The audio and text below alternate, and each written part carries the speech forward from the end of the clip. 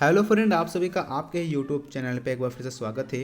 और दोस्तों, आज इस वीडियो में हम बात करने जा रहे हैं इंडियन कोस्ट गार्ड के फॉर्म के बारे में। तो यहाँ पे इंडियन कोस्ट गार्ड का आपके लिए यांत्रिक का फॉर्म निकल चुका है, जहाँ पे आपको यहाँ पे देख सकते हैं कि 2022 की वैकेंसी है, जहाँ पे आपको ये फॉर्म आज से स्टार्ट हो चुका है और आपका 14 जनवरी तक ये फॉर्म भराएगा 5 बजे शाम तक। तो ये ध्यान रखना, आपको फॉर्म ये जल्द से जल्द कंप्लीट करना, क्योंकि इसका वेबसाइट बहुत जल्दी हैंग हो जाता है, क्रैश कर जाता है। उसके लिए अगर बात करते हैं यहाँ पेमेंट की, अगर यहाँ देखिए तो यहाँ जो फीस एग्जामिनेशन फॉर्म का है ये 250 रुपया है। ओबीसी जनरल ईडब्ल्यूएस का और एससी एसटी का कोई फीस नहीं है। इसका मतलब ये हो रहा है कि यहाँ पे सभी बच्चों का एडमिट कार्ड जो है आना ही वाला है, क्योंकि पहले क्या होता था, ये आपका परसेंटेज के हिसाब से भेजा जाता था, लेकिन यहाँ पे जब पैसा लेता है तो ध्यान रखना कि आपको ये एडमिट कार्ड भेजेगा ही भेजेगा। अब यहाँ बात करते हैं एज लिमिट कौन से कितने लोग भर सकते हैं। तो एज लिमिट यहाँ देख सकते हैं, जिनका 1 अगस्त 2000 से लेकर 31 जुलाई 2004 था, जिसका डेट ऑफ बर्थ है, वो जीडी के लिए अप्लाई कर सकते हैं और यांत्रिक के लिए अप्लाई कर सकते हैं। अगर वहीं डीबी की बात करते हैं तो जिनका 1 अक्टूबर 2000 से लेकर 30 सितंबर 2004 तक जिनका उम्र 18 साल पूर्ण किया होगा वो भी अप्लाई कर सकते हैं। उसके बाद अब 5 साल का रिलैक्सेशन दिया गया है किसे, तो यहाँ पे देख सकते हैं एससी और एसटी को यहाँ पे रिलैक्सेशन भी दिया गया है 5 साल का। और वहीं ओबीसी की बात करते हैं तो उनको 3 साल का छूट दिया गया है। यहाँ से आप देख सकते हैं और टोटल 322 पदों पर वैकेंसी निकली है।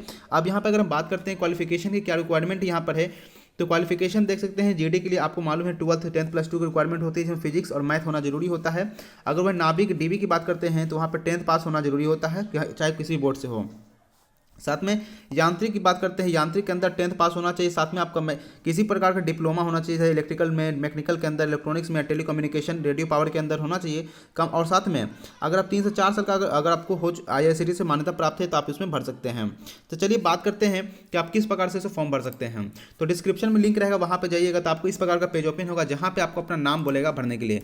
तो जैसे कि यहाँ पे अपना नाम जो है आपको भर लेना है।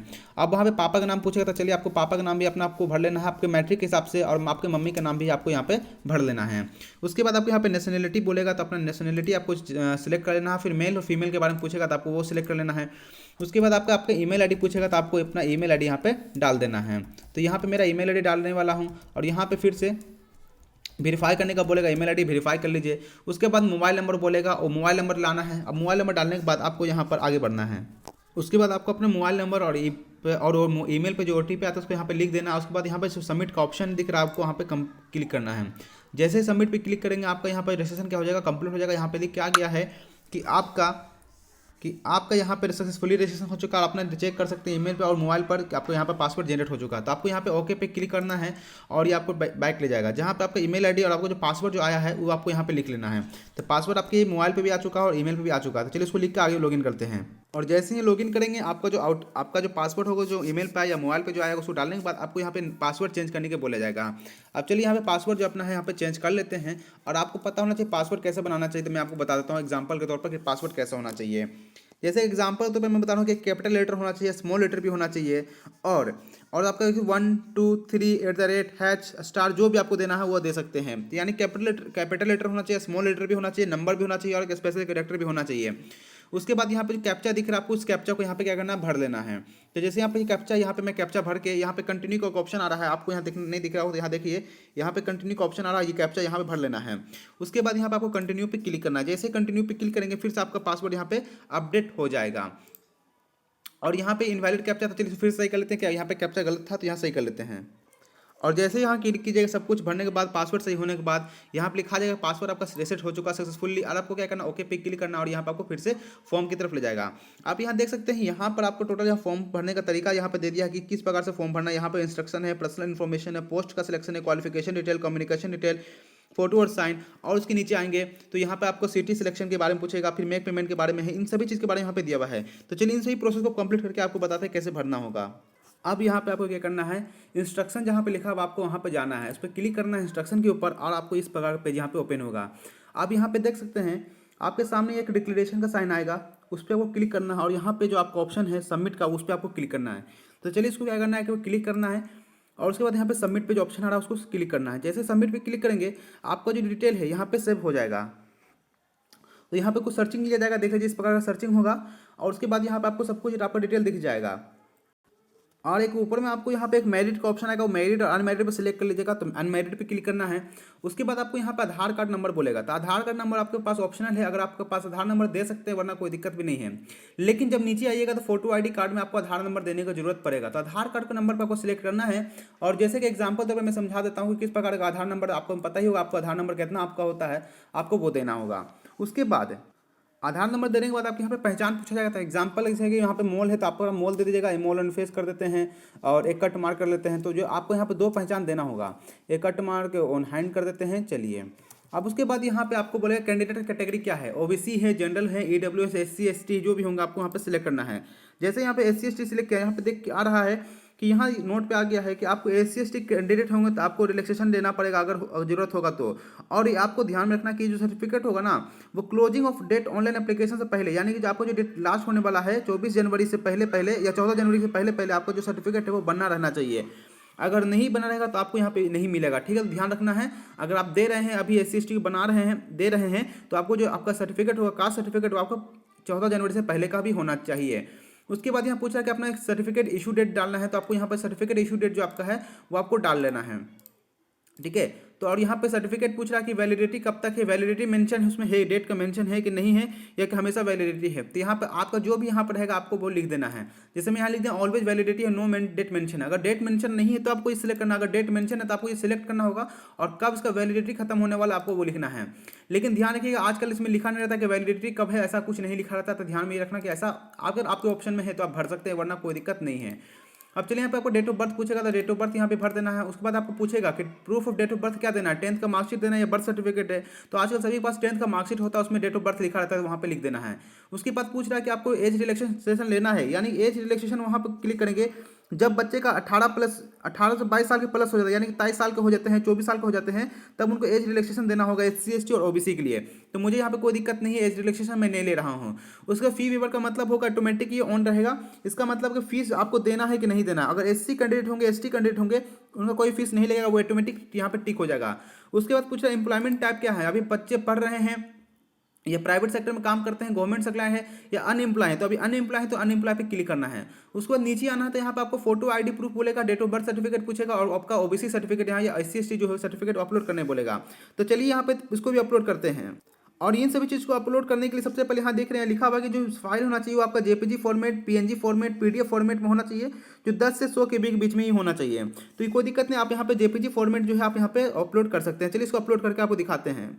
आपको यहाँ पर जितना डॉक्यूमेंट अपलोड करने के बाद यहाँ पे सेव पे क्लिक करना है, और यहाँ पे देखिए मेल, अच्छा मैरिड और अनमैरिड छूट गया तो उसको सेलेक्ट करना है, और यहाँ पे सेव पे क्लिक कर देना है।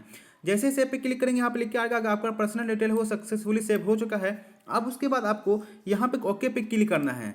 अब यहाँ पे देखिए पूछ रहा है कि आपको कौन सा पोस्ट के लिए अप्लाई करना है, नाविक जीडीबी के लिए, जीडी के लिए, यांत्रिक के लिए। तो जो भी आपके पास क्वालिफिकेशन है आपको यहाँ पे सिलेक्ट करना है।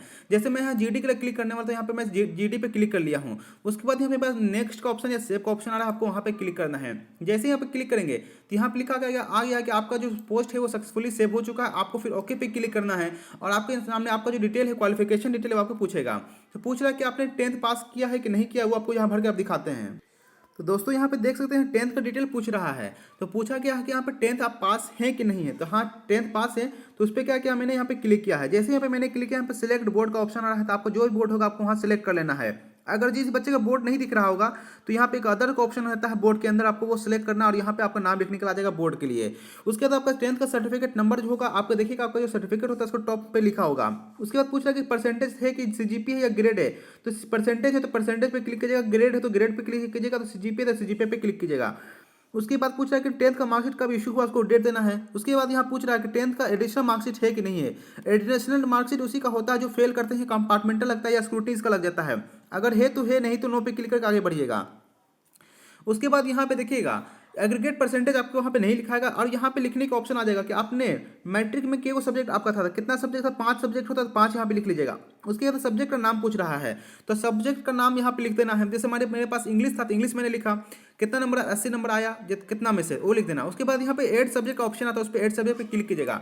उसके बाद जो भी आपके पास सब्जेक्ट होगा, हिंदी होगा तो हिंदी में लिखना, कितना नंबर आया तो 100 नंबर में 80 आए तो इसको भी कर लीजिएगा। उसके बाद फिर से ऐड करना। इसी प्रकार से आपको जितना सब्जेक्ट है वो आपको लिख देना है, और जितना मेरे पास सब्जेक्ट का नाम था मैंने वहाँ लिख दिया। उसके बाद आपको अपलोड 10th का मार्कशीट पूछ रहा है। अब ये 10th का मार्कशीट भी आपको जेपीजी फॉर्मेट में ही रहना चाहिए, वो भी आपको यहाँ पर अपलोड करना है। और ध्यान रखिएगा सीबीएसई बच्चे के पास कभी कभी सर्टिफिकेट नहीं होता है, डायरेक्टली उसको मार्कशीट ही मिलता है। तो यहाँ पे लिखा अगर बोर्ड सिर्फ मार्कशीट अपलोड कर दे रहा है तो आपको 10th का क्लास मार्कशीट ही अपलोड कर देना चाहिए, ठीक है। तो यहाँ ध्यान रखना कि 10th का मार्कशीट यहाँ पे अपलोड कर सकते हैं, मार्कशीट में भी या सर्टिफिकेट में, अगर आपके पास मार्कशीट ही सिर्फ है तो। उसके बाद ये सब भरने के बाद यहाँ पे सेव का फिर ऑप्शन आता है, सेव पे आपको क्लिक करना है। जैसे ही सेव पे क्लिक करेंगे यहाँ पे आपके सामने लिखा क्या आ जाएगा कि आपका 10th का मार्कशीट का डिटेल भी सक्सेसफुली सेव हो चुका है। आपको फिर यहाँ पे ओके पे क्लिक करना है। जैसे ही ओके पे क्लिक करेंगे आप यहाँ पे आपको 12th का ऑप्शन आएगा। 12th में आपको क्या क्या है, कैसे भरना है, वो आपको भरना है। तो चलिए सेम टू सेम चीज़ आपको यहाँ पे भर देकर दिखाते हैं कैसे भरते हैं।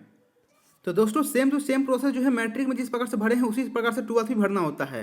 तो सबसे पहले पूछ रहा है कि आप 10th 12th पास है, तो हाँ पास है, वो यस पे क्लिक करना था। फिर बोर्ड पूछा है, फिर सर्टिफिकेट नंबर पूछा, परसेंटेज पूछा है, कब आपका डेट ऑफ इशू है सर्टिफिकेट वो डालना था।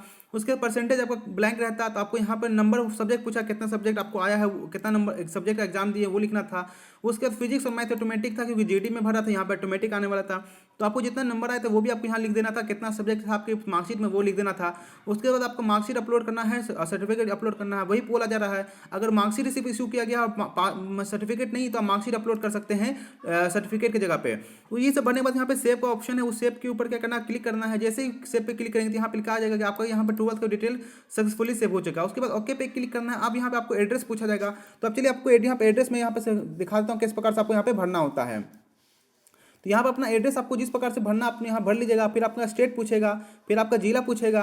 वो जिला भरने के बाद आपको यहाँ सब डिस्ट्रिक्ट पूछ रहा था, जरूरी नहीं है सब डिस्ट्रिक्ट भरना। उसके बाद पिन कोड पूछ रहा था, आपको यहाँ पे पिन कोड अपन डाल देना है। फिर पोस्ट ऑफिस पूछेगा तो पोस्ट ऑफिस आपको यहाँ पर डाल देना है।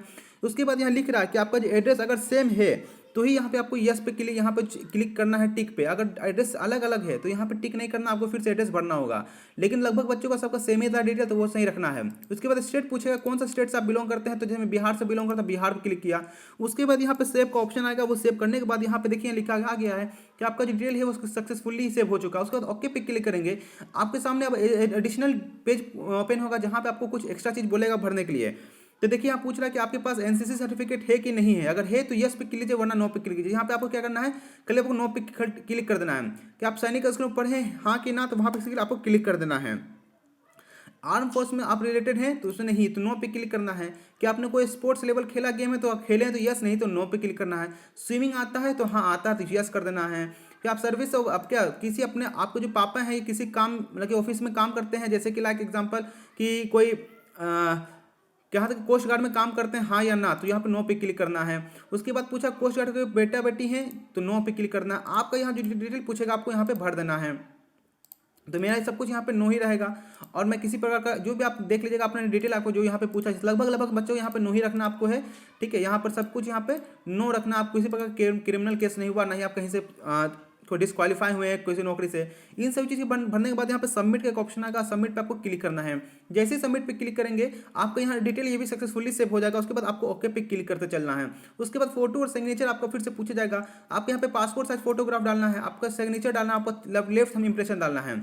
और यहाँ पे ध्यान रखना है, यहाँ पे लिखा हुआ है कि जो passport size photo colour photograph 15 दिसंबर 2021 से पहले का नहीं होना चाहिए। यानी कि 15 दिसंबर के बाद का फोटो होना चाहिए, जहाँ पे आपका पीछे का बैकग्राउंड लाइट बैकग्राउंड होना चाहिए। और साथ में और यहाँ पर आपके पास में ब्लैक सिलेक्ट होना चाहिए चेस्ट के ऊपर सामने, जैसे यहाँ फोटो में दिख रहा है कि यहाँ पे एग्जांपल तौर पे यहाँ फोटो आपको दिख रहा होगा। ये फोटो के ऊपर सिलेक्ट है, उसके ऊपर नाम लिखा और डेट ऑफ फोटो लिखा रहना चाहिए। तो यहाँ पे ध्यान रखना है, आपको इस प्रकार का फॉर्मेट आपके पास भी होना चाहिए फोटो का। अगर नहीं है तो आप नहीं कर सकते हैं इसे। अप्लाई का फोटो बना लीजिएगा, उसके बाद ही इसको अपलोड कीजिएगा, वरना रिजेक्ट होने का चांस बन जाएगा। और ध्यान रखना अगर आपका 18 से नीचे है तो आपको अपने पेरेंट्स का सिग्नेचर अपलोड करना पड़ेगा। यानी कि यहाँ पे सिग्नेचर जो दिया हुआ है, अगर आप 18 साल से कम की उम्र के आते हैं तो अपने पापा का सिग्नेचर करना पड़ेगा। तो यहाँ पे मेरा कोई दिक्कत नहीं, मैं 18 से प्लस हूँ, तो यहाँ सब कुछ अब यहाँ पे डिटेल अपलोड कर लेता हूँ। जैसे कि मैं यहाँ पे अपलोड कर लिया हूँ सब कुछ फोटो वोटो जैसे होता है। अब यहाँ पे सेव पे क्लिक करने वाला हूँ। तो जैसे ही सेव पे क्लिक करूँगा यहाँ पे लिखा के आ गया कि आपका जो डिटेल है वो सक्सेसफुली सेव हो चुका है। उसके बाद ओके पे क्लिक करना है और आपको यहाँ पे सिटी प्रेफरेंस पूछा जाएगा। देखिए यहाँ लिखा is there any city list with 30 kilometre radius from your present address. क्या ये बोल रहा है कि जो भी सिटी आपके घर से 30 किलोमीटर के दूर पे अंदर में दिखा रहा है सेंटर है या ना। तो आपको यहाँ पे देखने के लिए सबसे पहले आपको सेंटर आपको पहले सिटी स्टेट सेलेक्ट करना होगा। उसके बाद सिटी देख लीजिए, यहाँ मेरा 30 किलोमीटर से कम नज़दीक पे है तो नहीं है मेरा, यहाँ तो नो पे मैं क्लिक करने वाला हूँ। तो यहाँ लिखा हुआ है, समझ के पढ़ लीजिए। तो यहाँ पे लिख के आ रहा है कि अगर आपका जो सिटी है या आपका जो सेंटर दिखा रहा है वो आपके घर से 30 किलोमीटर के रेडियस के अंदर है कि नहीं है। तो मेरा नहीं है, मेरा 100 किलोमीटर से प्लस ही सब दिखा रहा है। तो यहाँ पे लिखा कि अपना पहला सिलेक्ट करने के बाद आपको 4 नेक्स्ट 4 प्रीफरेंस आपको यहाँ पे देना है। तो चलिए मैं 4 के 4 यहाँ पे आपका क्या कर रहा था, भर लेता हूँ। तो यहाँ पे फिर से मेरे पास आया, आप एक ही सेंटर को 2 बार नहीं भर सकते, मैं आपको यहाँ दिखा देता हूँ। यहाँ पे 2 बार नहीं भर सकते हैं, एक भरिएगा तो एक ऑटोमेटिक यहाँ पे हट जाएगा। ठीक है, तो मैं यहाँ पे अलग अलग यहाँ पे सेंटर रखने वाला हूँ। तो ध्यान रखना, आपको एक स्टेट तो दे सकते हैं पर सेंटर आपका सब अलग अलग ही होना चाहिए, ये आपको ध्यान में रखने की बात है। उसके बाद यहाँ देख सकते हैं, अब यहाँ पर 5 स्टेट के बारे में पूछा, 5 सेंटर के बारे में, तो यहाँ पे 5 सेंटर मैंने दे दिया। अब उसके बाद फिर यहाँ के सेव का ऑप्शन आ रहा है, आपको सेव पे फिर से क्लिक करना आपका सेंटर भरने के बाद। यहाँ पे देख लीजिए आपने लिखा कि स्टेज 1 का प्रीफरेंस आपका सक्सेसफुली हो चुका है, सेव्ड है। उसके बाद ओके पे क्लिक करना है। अब स्टेज 2 का पूछ रहा है कि यानी अगर मेंस एग्जाम होगा तो आपको कहाँ जाना है, तो नॉर्थ ईस्ट रीजन मेरा ऑटोमेटिक आ रहा, क्योंकि मैं बिहार से बिलोंग कर रहा तो ऑटोमेटिक ही आया। उसका सेंटर पूछ रहा है भुवनेश्वर पड़ेगा या कलकत्ता, जो भी आपका होगा वो आपके सेंटर ये नॉर्थ ईस्ट जोन के हिसाब से पड़ेगा। तो यहाँ पे मैं कल भुवनेश्वर पर डाला, उसके बाद कलकत्ता डाला। उसके बाद यहाँ से फिर 3 ऑप्शन आएगा, तो आपको यहाँ पे देखना है कि आपको कौन सा घर नजदीक पड़ता है। नॉर्थ जोन पहले मैं सेलेक्ट कर लिया, नोएडा मेरा नजदीक पड़ेगा। उसके बाद से मेरा यहाँ देखा जाए तो ईस्ट जोन में सेलेक्ट किया, ईस्ट जोन मेरा चेन्नई यहाँ पे दूर पड़ रहा है। जो भी आपको यहाँ पर है आपको सिलेक्ट कर लेना है।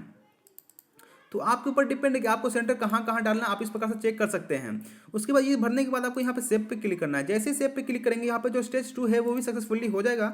उसके बाद नीचे आएंगे तो यहाँ पे देखिए आपका जितना डिटेल है सब कुछ यहाँ पे देखने को मिलेगा और आपका पूरा फाइनल डिटेल है। अगर सब कुछ सही है तो आपको क्या करना है, यहाँ आके सही पे क्लिक यहाँ पे टिक करके आपको यहाँ पे सेव का ऑप्शन जाना है। लेकिन अगर कुछ गलती है, मान लीजिए किसी फॉर्म में अगर कुछ गलती दिख रहा है, तो यहाँ मान लीजिए सेंटर में कुछ गलती है तो यहाँ पे एडिट का ऑप्शन दिख रहा है आपको है, यहाँ पे क्या है एक एडिट का ऑप्शन है, इस एडिट पे क्लिक करके आप सही कर सकते हैं। लेकिन मेरा सब कुछ यहाँ पे सही है तो मैं क्या करने वाला हूँ, सिटी बोल रहा है तो सिटी में यहाँ पर अपना यहाँ पे सिटी मेरा जो है सिटी में डाल दिया।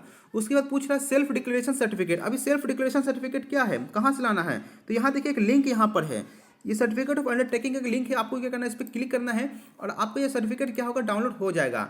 जो कि कुछ इस प्रकार का जो सर्टिफिकेट है डाउनलोड हो जाएगा। जहाँ पे आपको क्या लिखना है, देखिए यहाँ पे आपको भरने का जो तरीका है, यहाँ पूछ रहा है आपका यहाँ पर नाम देना है, फिर अपने पापा का नाम देना है और उसके बाद यहाँ पर आपका फोटो जो है, जो यहाँ लिखा है फोटो वही लगेंगे जो आपने अभी अपलोड किया है फॉर्म के अंदर, वही अपलोड यहाँ पे फोटो डालना है। उसके बाद नीचे की ओर आएंगे तो आपका यहाँ पे पेरेंट का सिग्नेचर मिलेगा, यहाँ पे आपको अपना पेरेंट का सिग्नेचर डालना है, यहाँ पे थंब इंप्रेशन आपका देना है और यहाँ पे आपका नाम और बैच नंबर, पोस्ट कौन सा अप्लाई कर रहे हैं, फोटो आईडी नंबर यहाँ पे देना है जो आपने सब सर्टिफिकेट में दिया है। अब देखिए यहाँ पे आप कहाँ से लाएंगे नाम, आपको तो पता है बैच नंबर क्या होगा, तो बैच नंबर आपको एडवर्टाइजमेंट में दिखेगा, जो कि यहाँ देख सकते हैं, जो कि एडवर्टाइजमेंट नंबर अगर डीबी जीडी और यांत्रिक है तो आपको ये नोटिफिकेशन में दिखने को मिलेगा कि आपका कौन सा इसमें आता है। ठीक है, तो वहाँ से अपना सर्टिफिकेट, अपना ये आपका जो नोटिफिकेशन है वहाँ से चेक कर लीजिएगा कौन सा अप्लाई के लिए अप्लाई किया है, जीडी क्लिक किए हैं, डीबी क्लिक किए हैं वो आपको यहाँ लिख दें, यांत्रिक क्लिक किए वो आपको यहाँ लिख देना है। फोटो आईडी नंबर में आपका आधार कार्ड नंबर दिए हो तो आधार कार्ड नंबर, वोटर आईडी दिए हो तो वोटर आईडी नंबर, ये आपको लिख देना है। अब देखिए यहाँ पे ये भी लिखा हुआ है कि पेरेंट का सिग्नेचर तभी करेंगे जब अगर आप 18 साल से कम के हो, 18 साल से प्लस के हो तो कोई दिक्कत नहीं है, आपको साइन करने की कोई जरूरत नहीं है। ये सभी डिटेल भरने के बाद यहाँ पर ये चीज़ जो आपको भरना है, ये सभी चीज़ को यहाँ पे क्या अपने हाथ से, ये जो दूसरा पेज है ब्लैंक पेज, उसके ऊपर लिखना है और फोटो भी आपको चिपका लेना है। तो इसमें अपलोड मात्र यही एक भी पन्ना करना, सेकंड पेज जो है वही आपको अपलोड करना है। अब ये अपलोड करने के बाद में आपको यहाँ पे क्या करना है और इसके बाद आपको यहाँ पे आगे की ओर बढ़ना है। जैसे कि उसके बाद सब कुछ आपको डिक्लेरेशन पूछा जाएगा। डिक्लेरेशन पे जैसे आप देख सकते हैं यहाँ पे सब में मैंने टिक टिक कर दिया है। उसके बाद यहाँ पे लास्ट में नीचे सेव का ऑप्शन आता है, जैसे सेव पे है तो यहाँ पे आपके सामने सब कुछ डिटेल फिर से आपको दिखेगा। यहाँ पे जो डिक्लेरेशन का साइन है मैं यहाँ पे क्लिक किया हूँ। आप यहाँ जो मुर्गा का साइन देख रहे हैं ये मैं डुप्लीकेट है मेरा, कुछ यहाँ पे मैं पैसा कटाने वाला नहीं, आपको समझाने के लिए मैं फॉर्म भरने का तरीका बताया आपको। तो यहाँ पे सब कुछ अगर डिटेल सही होगा तो कंफर्म डिटेल पे क्लिक करना है। जैसे ही कंफर्म डिटेल पे क्लिक करेंगे आपका ये डिटेल सक्सेसफुली हो चुका। आप यहाँ पे ओके पे क्लिक करना है और आप यहाँ पे फाइनल सबमिट है, अभी भी यहाँ पे फाइनल सबमिट पे क्लिक करना है और आपका ये देखिए मैसेज आ चुका मेरे पास कि फाइनल सबमिट हो चुका है। अब यहाँ पे व्यू एप्लीकेशन फॉर्म का जाना है। व्यू एप्लीकेशन फॉर्म पे जाएंगे तो आपके जो फॉर्म है टोटली कंप्लीट हो चुका है। तो आप यहाँ देख सकते हैं आपका जो पीडीएफ है यहाँ पे आप मिल जाएगा। तो इस प्रकार से आप भी फॉर्म को भर सकते हैं। या प्रिंट का ऑप्शन है, प्रिंट को क्लिक करना है। तो आशा करता हूँ दोस्तों ये वीडियो अच्छा लगा होगा। अगर वीडियो अच्छा लगा हो तो प्लीज वीडियो को लाइक कीजिएगा, शेयर कीजिएगा, चैनल को सब्सक्राइब जरूर कीजिएगा। मिलेंगे नेक्स्ट वीडियो में। तो thank you for watching this video.